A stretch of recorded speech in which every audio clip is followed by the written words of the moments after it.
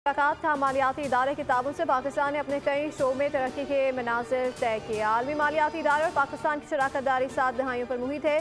आलमी बैंक का पाकिस्तान के लिए $40 अरब के मुआशी तरक्याती फ्रेमवर्क पर अमल दरामद का जायजा। एग्जीक्यूटिव डायरेक्टर्स पर मुश्तमिल वफ्द 20 साल बाद पाकिस्तान के दौरे पर है।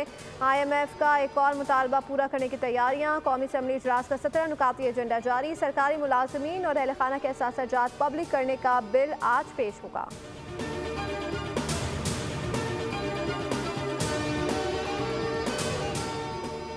एक शख्स कहता था सड़कों से कौन सी तरक्की होती है, इंफ्रास्ट्रक्चर को तरक्की ना कहना जहालत की हद है। वज़ीर आला पंजाब मरीम नवाज का अज़ान कारोबार तकलीफ से खिताब। कहा सड़क नहीं होगी तो किसान अपना माल शहर तक कैसे ले जाएगा। हम पंजाब में 700 सड़कें बना रहे हैं, लोग देख रहे हैं कि कौन मुस्तकबिल संवार रहा है और कौन तबाह कर रहा है। एक वज़ीर आला ने कहा कि हम पंजाब की स्कीमों को कॉपी करते हैं।